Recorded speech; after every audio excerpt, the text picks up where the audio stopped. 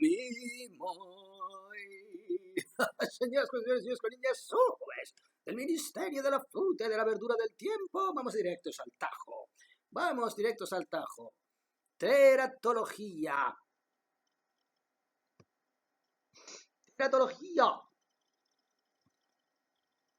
¿Qué es la teratología? El estudio de las anomalías y monstruosidades del organismo animal o vegetal. Aquí tendríamos también que definir monstruosidad. Monstruos. ¿Qué es un monstruo? ¿El monstruo de Frankenstein, que sentía tanto amor por la vida? ¿Eso vendría siendo un monstruo? Vamos a verlo. Señoras con señores, vamos a verlo. Porque cuando hablamos de monstruosidades, dentro de lo que es la literatura universal, podríamos hablar directamente de mutaciones genéticas que pueden afectar no solamente al aspecto físico, sino también psíquico, espiritual del ser humano, o divino, o extraterrestre, marciano, venusiano, you name it. Mutaciones genéticas, señoras y señores, reduplicación. ¿Por qué hay niños que nacen con 6 dedos? Especies insectívoras o insectos directamente, que de pronto mutan y algunos segmentos de su propio organismo se convierten en otras partes de la propia morfología de su especie. Avispas con doble cantidad de alas, flores con triple hilera de pétalos, mamíferos con segunda hilera de dentadura. Las mutaciones homeóticas, que así las llamamos, en el sentido de que aparentemente no responden a un patrón repetitivo fractal que define una especie dentro de un campo mórfico, sino que da un salto. No se sabe, como no se sabe de dónde procede el salto cuántico, y genera una mutación. ¿Qué sentido tiene esa mutación? ¿Evoca algo esa mutación? ¿Es a su vez una reverberación del pasado? ¿O quizás una evocación del futuro todavía no perceptible dentro de este campo mórfico, cuyo finalidad virtual todavía no está materializado? Las mutaciones homeóticas, señoras y señores, pueden evocar morfologías, efectivamente, pueden reestructurar campos mórficos. Hablando en cristiano, pueden pegar un volantazo al propio destino de una especie. Y lo llamamos monstruosidad. ¿Era Garibaldi un monstruo cuando decidió acabar con todos los reinos de Italia y unificarla comunísticamente bajo el nombre de República Italiana? ¿O era Juana de Arco un monstruo cuando combatía bajo supuestas influencias marianas y divinas contra el inglés, contra el pérfido Albión? Era el Cid campeador, era Don Pelayo, una monstruosidad combatiendo contra la invasión islámica en la península ibérica. ¿Soy yo una monstruosidad combatiendo contra la logia de los diablos cojuelos y surfeando sobre epítetos más o menos lisonjeros, cuales fascista, racista, homófobo, antisemita, transfobo, islamófobo, celíaco, embarazado de 14 meses, 13 en Canarias, alérgico a la lactosa, orgulloso consumidor de marmitas catalíticas, alcazoletas con bisagra o en su defecto sin bisagra? ¿Soy yo un monstruo? Puede que sea un monstruo. El producto de una mutación homeostática, homeótica, que no deja de ser homeostática, un equilibrio, si bien invisible. Campos mórficos que se redefinen. Pero señoras y señores, a la manera de un gen recesivo, cuando hablamos de las leyes de Mendel, de la herencia, han oído ustedes hablar, ¿no? Este niño se parece mucho a su abuelo. No se parece nada a su papá, se parece mucho a su abuelo. El concepto del gen recesivo que salto cuántico de generación en generación y se manifiesta no solamente rasgos morfológicos, formales, sino incluso enfermedades de carácter psíquico o físico. Ese concepto recesivo, ese concepto de que algo que aparentemente parece haber desaparecido del panorama genético, aflora una vez más, emerge desde las profundidades del espacio y el tiempo conclusos y obsoletos y se repropone en una nueva actualidad, reverberante, fractal, morfológica de anteriores y supuestamente olvidados campos mórficos. ¿Y qué significaría, pues, esa reverberación natural? Ese apelar tozudo, esa repropuesta morfológica que la naturaleza de forma cuántica, con saltos cuánticos y no progresivos ni evolutivos, sino aparentemente espontáneos. ¿Qué significa esa apelación tozuda de la naturaleza a rememorar formas primigenias aparentemente ya consumadas por un supuesto proceso evolutivo que las ha dejado atrás? Proceso evolutivo que nosotros asociamos con progreso, con actualización de un sistema en miras a mejorar su propia producción. Y sin embargo, repropone a modo teratológico y monstruoso la naturaleza viejos recuerdos, insondables memorias reminiscentes y reverberadas del más oscuro pasado y remoto arcano morfogenético. ¿Qué significa, pues? Si según la teoría de la evolución las especies avanzan en base a filtrar determinadas características que lleven a una mejora adaptativa del organismo, a su medio ambiente, ¿qué significa, pues, que la naturaleza recupere antiguas definiciones y códigos genéticos, morfogenéticos del ser humano en un supuesto hábitat evolucionado? ¿Por qué regresar al pasado? ¿Cómo es posible que el supuesto progreso evolutivo dé un salto cuántico a un supuesto pasado remoto, reproponiendo características que supuestamente, según la teoría de la evolución, ya tendrían que estar extintas y olvidadas? ¡Caput forever! ¿Es acaso esto, señoras y señores, otra analogía de la rueda del samsara, del eterno recomienzo? Porque si la propia naturaleza vuelve a reponer y reproponer características morfogenéticas supuestamente ya obsoletas, es porque, de alguna forma, dentro de su propio devenir, un devenir cuyo significado desconocemos, vuelve a reproponer como supuestamente deseable esos antiguos rasgos, en confrontación a esos nuevos, supuestamente actualizados, progresistas. Así pues, ¿qué significa apelar a estas formas primigenias como más deseables? Porque si sobreviven a través del espacio y el tiempo, aun cuando parecen obsoletas, es porque su resistencia va más allá del espacio y el tiempo. Es el motor de un ciclo repetitivo, el ciclo repetitivo del cual ya nos hablaban los herméticos, como es arriba, es abajo.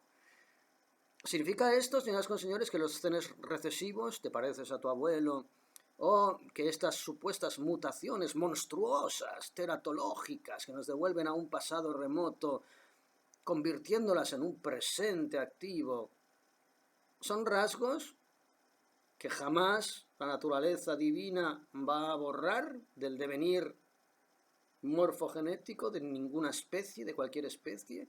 ¿Es esta la definición, el exabrupto natural, orgánico, de la rueda repetitiva al infinito del samsara, de las sucesivas y persistentes reencarnaciones en términos bioquímicos, morfogenéticos? Es muy curioso, señoras y señores, démosle una vuelta a ese tema a que nadie se lo está dando. Déjenme comentarles algo respecto a la nueva ciencia de la vida de Sheldrake. Dice, si puedo leerlo, además también hay ocasiones durante el entrecruzamiento entre dos variedades cultivadas distintas en que los caracteres de la descendencia no se asemejan a los tipos parentales, sino en un fenómeno conocido con los nombres de reversión o atavismo, gen recesivo, según la ley mendeliana. a los de los antepasados salvajes. Los nuevos miembros de la especie se asemejan más a sus antepasados salvajes que a sus recientes parientes, primogénitos. La reverberación profunda, señoras con señores. Alguien ha sugerido que si una mutación debida, por ejemplo, a una nueva disposición de la estructura cromosómica provocase la expresión de dichos genes latentes, recesivos, podrían volverse a producir súbitamente las proteínas características de los antepasados remotos y la reaparición en consecuencia, en algunos casos, de estructuras perdidas hace ya mucho tiempo. Porque, señoras con señores, ¿y si ustedes, y si yo somos monstruos mutados, según la teratología? ¿Y si ustedes y yo somos una degeneración de un organismo morfogenético original que tiene una estructura virtual final que todavía no ha alcanzado y que para alcanzarla indefectiblemente tenía que pasar por este proceso degenerativo, verbigracia la especie humana tal y como usted y yo la conocemos? Porque somos todo menos perfectos, señoras con señores, no solo físicamente, algunos más que otros. ¿Y si nosotros somos una mutación genética monstruosa de un proyecto morfogenético inicial que todavía tiene que ver su ideal devenir, un estadio intermedio deficiente y sin embargo imperativamente necesario en el percurso final hacia ese producto virtual todavía no manifestado de un campo morfogenético con su propio devenir? Y por ello somos instrumentos destinados a la continua regeneración y perfeccionamiento, como pasar ITVs una detrás de otra, una vida detrás de otra, una forja de almas, en términos más teosóficos, que lleven a ir perfeccionando las unidades mórficas, las unidades genéticas mórficas de las cuales se conforman esos campos morfogenéticos globales, que tienen que reestructurarse pieza por pieza para acabar alcanzando su versión final, virtual e ideal. Y nosotros somos piezas y engranajes destinados a seguir purificando su propia morfogénesis. Y en el proceso de esa purificación se dan saltos cuánticos monstruosos y supuestamente degenerativos. Ya saben ustedes, 2 pasitos para atrás para dar 3 para adelante, o viceversa. Somos solamente un proceso, un estadio intermedio. Por eso se aprende mucho más del intersticio, del intermedio, del interludio, de lo que se aprende de la base supuestamente sólida y definida, que es la que busca una ciencia, un cientifismo que todavía no ha entendido cómo funciona la naturaleza del cosmos. Porque, señoras con señores, evidentemente, llegados a este punto, cualquiera que tenga 2 dedos de frente ya ha entendido que la ciencia no estudia ninguna realidad. La ciencia solamente, señoras con señores, describe procesos mecánicos, pero no explica nada en referencia al origen. Por eso probablemente lo mejor que puede hacer un ser humano con su vida no es intentar explicar nada, sino limitarse a crear. Crear, crear, crear, crear, generar instintivamente. Sí, cree usted, pinte, dibuje, componga, genere descendencia que a su vez pueda continuar creando, dibujando, esculpiendo, componiendo. Componga usted, quizás nuestra única competencia como piezas génicas, sometidas a un proceso evolutivo, es el de crear y generar sin pretender comprender, a pesar de que la pretensión de la comprensión es más que humana.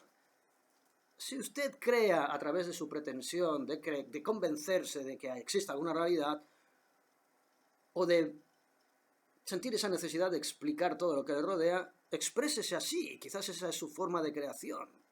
Pero le prevengo, es la forma de creación más dolorosa y probablemente más estéril a la cual se puede someter una unidad morfogenética, es decir, usted o yo, en esta cuerda universal. Voy terminando. Sugar. Dice 233 que había apuntado aquí. Había apuntado.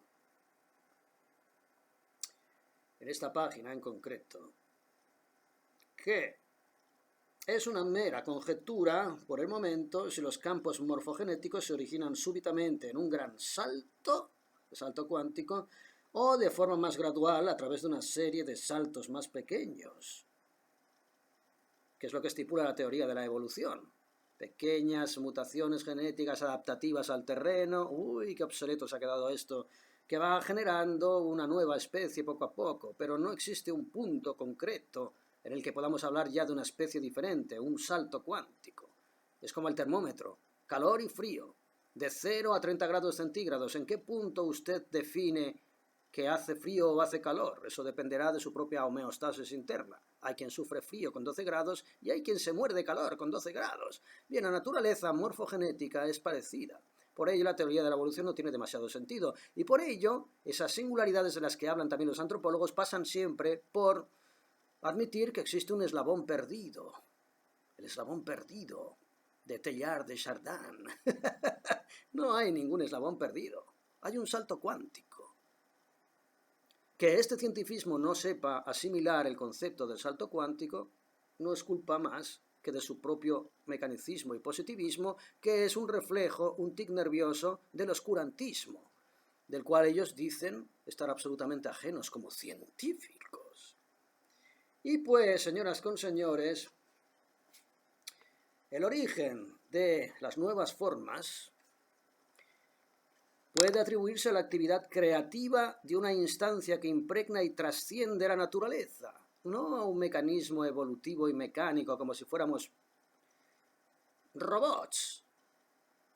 Usted se puede, si se interpreta como, no como parte de un sistema que tiene un devenir global, un campo morfogenético divino, una entelequia, sino que si se decide definir en lugar de como una onda, como una partícula, según la nomenclatura cuántica, si prefiere definirse como una mera pieza que forma parte de un engranaje, pone su granito de arena, entonces se verá usted más identificado con las teorías mecanicistas, positivistas y empíricas, pero si usted se define como una esencia que trasciende a su propia individualidad como mera pieza de un mecanismo que a usted le trasciende, entonces entenderá un poco mejor cuál es el sentido de su paso por esta existencia.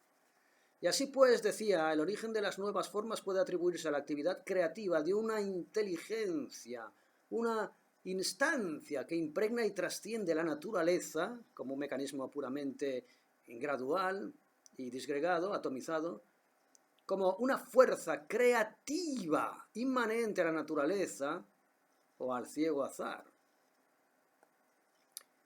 Por ello les decía que harían ustedes mejor en intentar crear, en gastar su tiempo en crear que en intentar comprender. Pero vuelvo a repetir, hay quienes crean a través de su intento de comprensión. Pobrecitos desgraciados, ¿cuántos sufren?